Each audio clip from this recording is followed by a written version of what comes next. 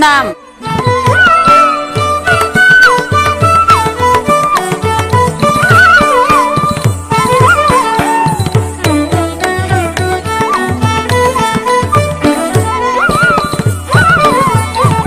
స్వాగతం కృష్ణ శరణాగతం కృష్ణ స్వాగతం కృష్ణ శరణాగతం కృష్ణ మధురాపురి సదన మృదువదన మధుసూదన మధురాపురి సదన మృదువదన మధుసూదన ఇహ స్వాగతం కృష్ణ శరణాగతం కృష్ణ స్వాగతం కృష్ణ శరణాగతం కృష్ణ స్వాగతం కృష్ణ శరణాగతం కృష్ణ స్వాగతం కృష్ణ శరణాగతం కృష్ణ మధురాపురి సదనా మృదువదనా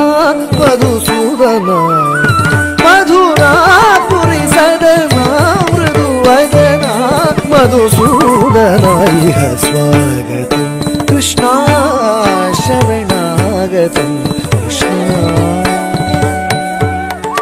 కృష్ణ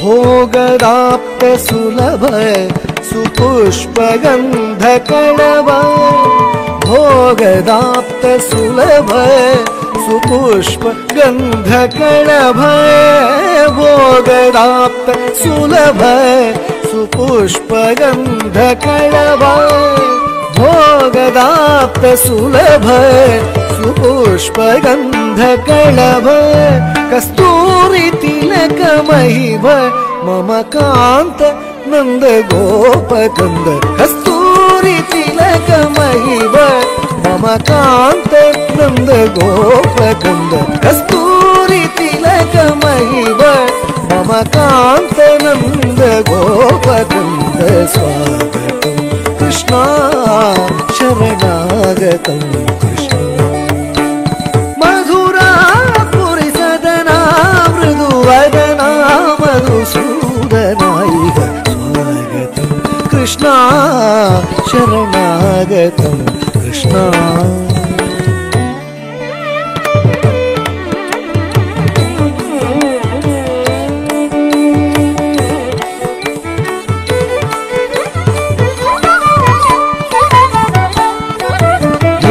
కాశూర చాణూర మల్ల మల్ల విశారద మధుసూదన ముష్టికాశూర చాణూర మల్ల మల్ల విశారద కువలయాపీఠ నర్తన కాళింగ నర్తన గోకుల రక్షణ సకల సులక్షణ దేవ నర్తన కాళింగ నర్తన గోకుల రక్షణ సకల సులక్షణ దేవ శిష్ట పరిపాల సంకల్ప కల్ప కల్ప శతకోటి అసమ పరాభవ శిష్ట పరిపాల సంకల్ప కల్ప కల్ప శతకోటి అసమ పరాభవ ధీర ముని జన విహార మదన సుకుమార దైత్య సంహార దేవ ధీర ముని జన విహార మదన సుకుమార దైత్య సంహార దేవ ధీర ముని జన విహార మదన సుకుమార దైత్య సంహార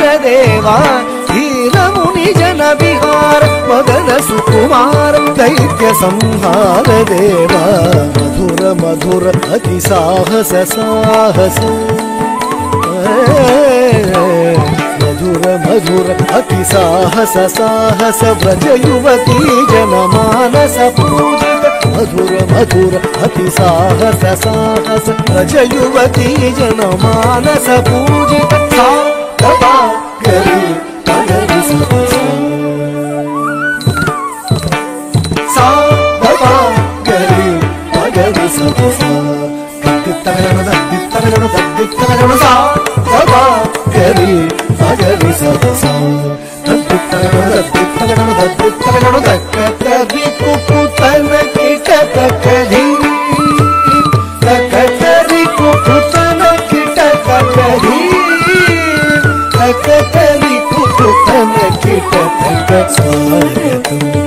కృష్ణ శరణాగతం కృష్ణ మధురాపురి సదనా మృదువదనా మధుసూదనా ఇహ స్వాగతం కృష్ణ శరణాగతం కృష్ణ ఇహ స్వాగతం కృష్ణ శరణాగతం కృష్ణ శరణాగతం కృష్ణ శరణాగతం కృష్ణ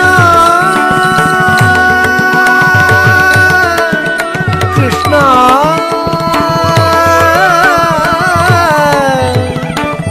కృష్ణ కృష్ణ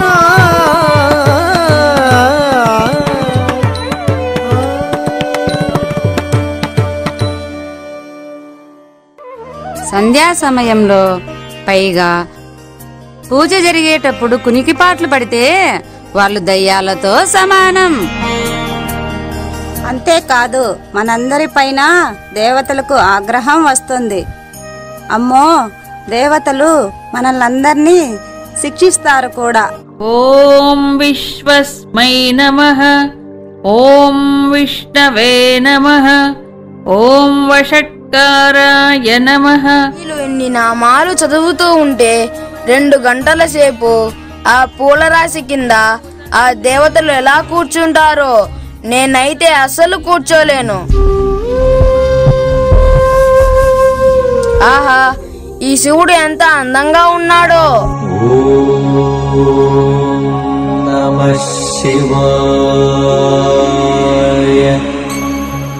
శివుడు కళ్ళు మూసుకుంటే కూడా కనిపిస్తాడో లేదో చూస్తాను.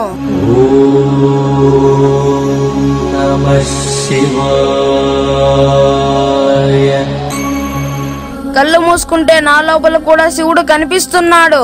భలే చిత్రంగా ఉందే. అయ్యో, శివుడు నా లోపల కనిపించడం లేదేమిటి? కళ్ళు తెరచి చూస్తాను. ఈసారి మళ్ళీ లోపల కనిపిస్తాడో లేదో చూస్తాను. ఆహా, మళ్ళీ నా లోపల శివుణ్ణి చూడగలుగుతున్నాను. ఈ ఆట చాలా బాగుంది. ఇలా ఎంతసేపు అయినా చేయవచ్చు.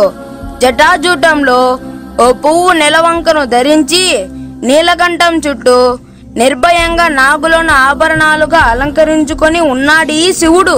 కరుణ కురిపించే చల్లని చూపులతో, పెదవులపై దరహాసంతో మధురంగా ఆప్యాయంగా నన్ను పలకరిస్తున్నట్లు అనిపిస్తుంది. ఇలా బాలన్కు 5 ఏళ్ల వయస్సులోనే గొప్ప భక్తులకు సాధ్యం కాని భగవంతుని సాకార ఉపాసన ఒక క్రీడలాగా మారింది. రోజులో ఎప్పుడు కళ్ళు మూసుకున్నా చంద్రకళాధరుని రూపం సాక్షాత్కరించేది. ఓం నమః శివాయ మంత్రం సహజంగానే నిశ్శబ్దంగా లోపల జరిగిపోయేది. కాని ఈ విషయం ఇంట్లో వారెవరికీ తెలియదు.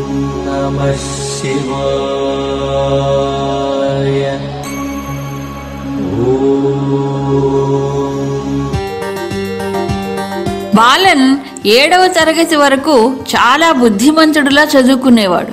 అంతేకాక చెల్లెళ్ళిద్దరినీ బాగా చూసుకునేవాడు కూడా. వాళ్ళకి హోంవర్క్లో సహాయం చేసేవాడు. ఆడుకుందాం రా అన్నయ్య అని పిలిచినప్పుడల్లా వాళ్లతో ఆడుకునేవాడు. కనకం, పద్మిని అన్నింటికీ అన్న అయిన బాలన్ పైనే ఆధారపడేవారు. బాలన్ను ఆప్యాయంగా బాలచెట్టన్ అని పిలిచేవారు. అయితే బాలన్ అప్పుడప్పుడు కొంటె పనులు కూడా చేసేవాడు. దయ్యాల గురించి ఇంకా రకరకాల కట్టుకథలు చెప్పి భయపెట్టేవాడు.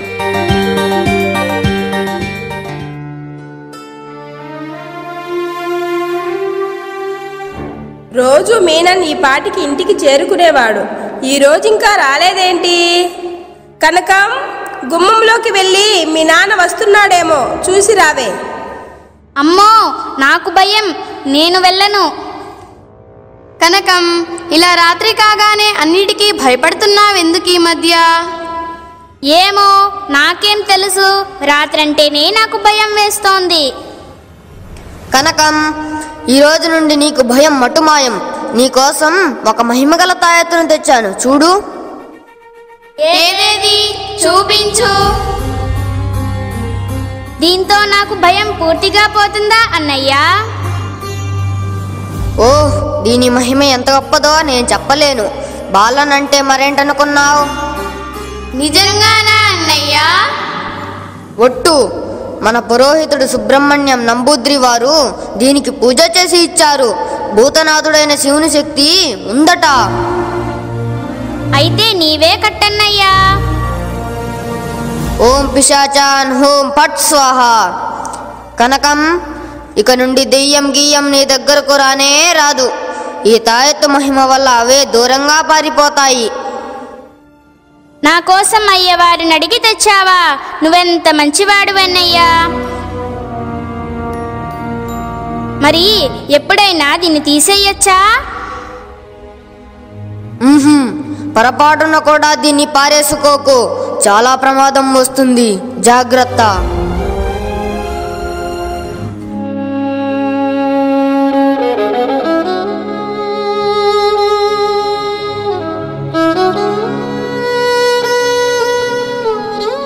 కనకం, నీవెంత అజాగ్రత్త పిల్లవే. నేను కట్టిన తాయెత్తు దారం ఎక్కడ పోగొట్టుకున్నావు? ఎందుకులే, పోతే పోయింది. ఇదిగో, ఆ దారం నీ చేతి నుండి తీసి పారేశావుగా. ఈరోజు రాత్రికి గ్యారెంటీ. దెయ్యం రాకపోతే చూడు. ఏం కాదులే, నీవు ఉట్టిట్టిగా నన్ను బెదిరిస్తున్నావు, నాకు తెలుసులే. ఇదిగో అమ్మాయి, నా మాట నమ్మటం లేదు. ఈరోజు రాత్రి నీ పనుందిలే, అప్పుడు నేనేం పట్టించుకోను చూడు.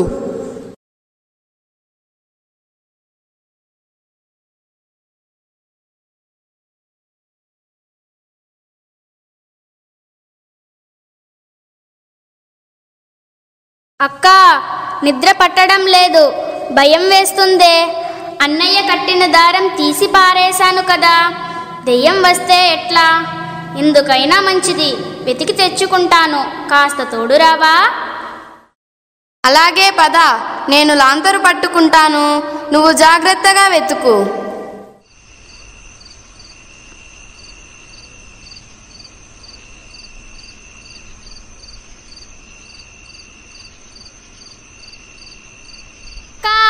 ఇదిగో, ఈ మూల గోడ దగ్గర పడి ఉంది.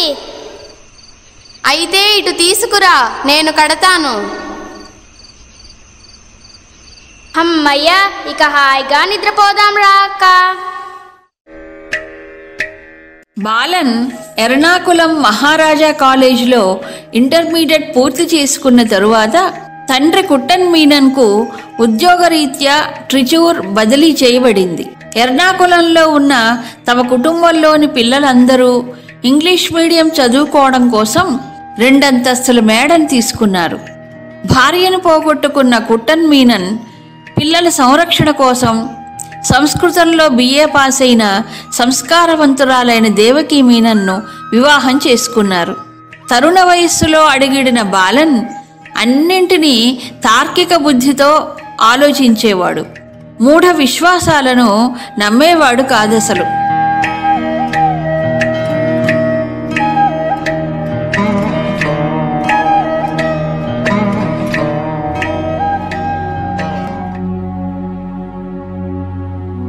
అన్నయ్య, మీరు ఈ మధ్య పూజా గదిలోకి వచ్చి కనీసం దండం కూడా పెట్టుకోవడం లేదేమిటి?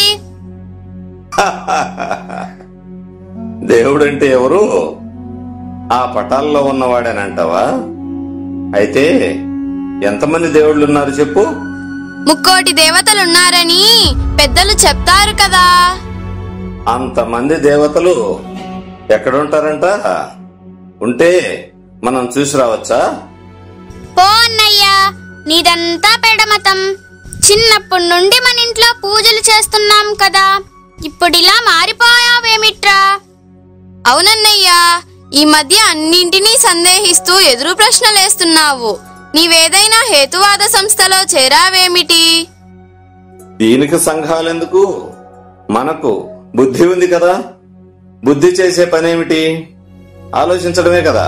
ఆలోచించేవాడికి సందేహాలు వస్తూనే ఉంటాయి. ఇందులో తప్పేముంది? దేన్ని కూడా నేను గుడ్డిగా నమ్మను. అబ్బో, అక్కడికి నీ ఒక్కడివే తెలివిగలవాడివి. మేమంతా బుద్ధి లేని వారమనా నీ ఉద్దేశం? అది కాదే కనకం, నాది రేషనల్ మైండ్. చాలే, కట్టిపెట్టు నీ రేషనలిజం. ఇలా ఆలోచిస్తుంటే నాస్తికుడివై చెడిపోతావురా. ఇప్పటికే చాలా టైం అయింది. అమ్మో 10 దాటింది. ఇక పడుకుందాం. ఓం నమః శివాయ. ఓం నమః శివాయ. ఓం నమః శివాయ. కనకం, చూడవే అన్నయ్య ఎలా కూర్చున్నాడో నిద్రపోకుండా. అవును, నేనింతకు ముందు చాలా సార్లు చూశాను. పైకి దేవుడి గురించి అడ్డదిడ్డంగా ప్రశ్నిస్తూ మాట్లాడుతున్నాడు. లోపల మాత్రం ఏకాంతంలో జపం చేస్తున్నాడు. వీడిది ఉట్టుట్టి హేతువాదం, కావాలని వాదిస్తూ ఉంటాడు. అవునే అక్క, వీడు లోపల భక్తుడు, పైకి హేతువాది. అన్నీ వేషాలే.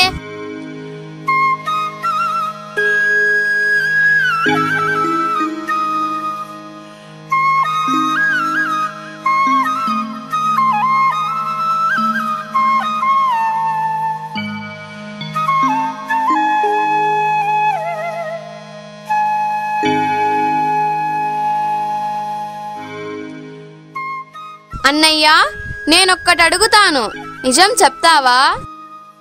అబద్ధం చెప్పాల్సిన అవసరం నాకేముంది? అడుగు. రాత్రి నీవు జపం చేస్తుంటే మేమిద్దరం చూశాంలే. దొంగ, దొరికిపోయావుగా. అవును, పడుకోబోయే ముందు ఓం నమః శివాయ చెప్పుకుంటే మంచి నిద్ర పడుతుంది, చెడ్డ కలలు కూడా రావు. అందుకే చేస్తుంటాను. అయితే నీ హేతువాదం కేవలం ముసుగేనన్నమాట. నాకు 5 ఏళ్ల వయసు నుండి మనం ఎర్నాకులంలో పూజా గదిలో కూర్చునే రోజుల్లో గోడపై ఉండే చంద్రకళాధరుడైన శివుడి రూపం చూస్తూ కళ్ళు మూసుకొని లోపల కూడా ఆ రూపం చూసుకుంటూ ఆట ఆడుకునేవాడిని. అలా అలవాటైపోయింది. అంటే అలా లోపల శివుడిని చూస్తే బాగుంటుంది. ఒరేయ్, నీవెప్పుడు ఓటమిని అంగీకరించవు కదా. దేవకి, బాలనేడి ఎక్కడికెళ్ళాడు? కనిపించడేం? ఈరోజు తొందరగా వచ్చేసారేమిటి? మీరు ఆలస్యంగా వస్తారనుకొని బాలన్, కుట్టప్పన్ ఫ్రెండ్స్ తో బ్యాడ్మింటన్ ఆడుకోవడానికి వెళ్లారు.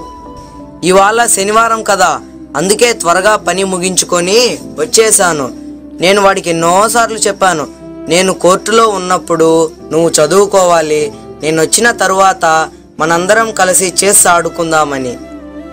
కాసేపట్లో వస్తాడులేండి. మీరు మంచినీళ్లు తాగి కాసేపు విశ్రాంతి తీసుకోండి.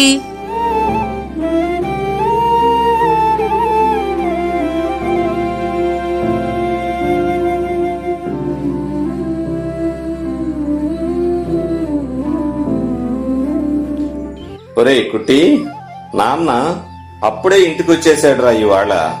ఇక నా పని అయిపోయినట్లేరా.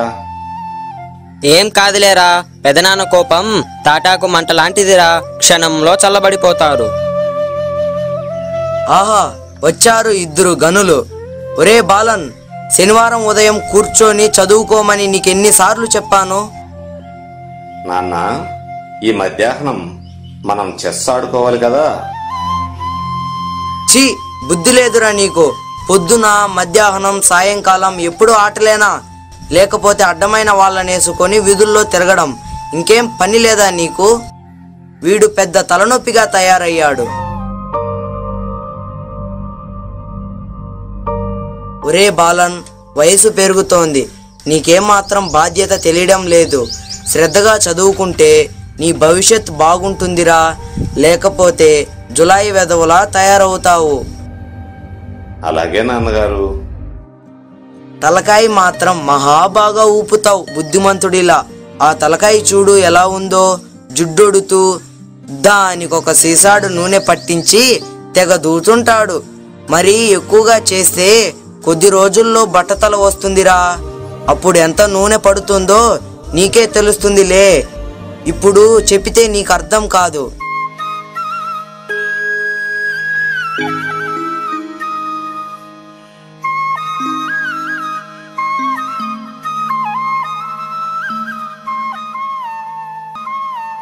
నాయనమ్మా, నువ్వెప్పుడు ఈ గదిలో ఒంటరిగా కూర్చొనుంటావు, ఎవరితోనూ మాట్లాడవు. నీకు విసుగనిపించదా?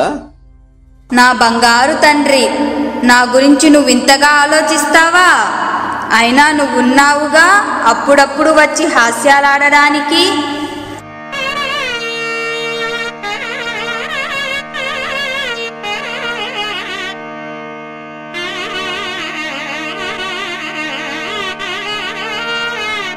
నాయనమ్మా, మరేమో ఇవాళ మన గురువాయూరప్పన్ గుళ్ళో కృష్ణుడికి ఊంజల సేవ, ఊరేగింపు ఘనంగా జరుగుతాయట. మన వీధిలో వాళ్ళందరూ వెళ్తున్నారు. నీవు కూడా రా నాయనమ్మా. నేను చేయి పట్టుకుని నెమ్మదిగా తీసుకెళ్తాలే. ఈ ముసలిదానిపై నీకెంత ప్రేమరా! ఇంకా నేను చిన్నపిల్లననుకున్నావంట్రా? నీలాగా ఉత్సవాలలో పరుగులు పెట్టడానికి. వయసులో ఉన్నప్పుడు అవన్నీ చవి చూశాను. ఇప్పుడింకా వాటిపై నాకేమాత్రం ఆసక్తి లేదు. నిన్ను చూస్తే నాకు బాధ అనిపిస్తుంది నాయనమ్మా. మేమందరం సరదాగా అన్ని చోట్లకు తిరుగుతుంటే నువ్వు ఒక్కదానివే ఈ మూల కూర్చొని ఉంటావు. పిచ్చి వెదవా! ఆ వాయిద్యాలు, నృత్యాలు, సంగీతాలు, వాటిలో లభించే ఆనందం కంటే నేను లోపల పొందే ప్రశాంతత, ఏకాంత సుఖం నీకిప్పుడు అర్థం కాదులే నాన్న. ఎప్పుడో ఒకరోజు నీకు అర్థమవుతుంది నేను పొందే ఆనందం ఏమిటో. నాయనమ్మా, నీవు ఏ శాస్త్రాలు చదువుకున్నావు? నేను ఏమీ చదువుకోలేదురా. కృష్ణుడి భజనలు భలే పాడతావు నాయనమ్మా. నీకు కృష్ణుడంటే చాలా ఇష్టమా? ఆయన నీకెప్పుడైనా కనిపిస్తాడా? ఆహా, కృష్ణుణ్ణి స్మరించినప్పుడల్లా మనసులో కదలాడుతుంటాడు. కృష్ణుడంటే ప్రేమస్వరూపమే, ఆనందరూపుడే కృష్ణుడు. ఓహో, అలాగా. కృష్ణుడంటే వెన్న మేగడలు, పాలు పెరుగు దొంగిలిస్తూ అల్లరి పనులు చేసేవాడేలే అనుకున్నాను. కాదురా నా బంగారు తండ్రి, ఆయన మనందరి హృదయాలలో ఉండే పరమాత్మ. నాయనమ్మా, నీ ముఖంపై ఎప్పుడూ చిరునవ్వే కనిపిస్తుంది. అందుకే నువ్వంటే నాకు చాలా ఇష్టం. ఆనందరూపుడైన కృష్ణుణ్ణి ధ్యానిస్తే నీవు కూడా అలాగే ఉంటావు.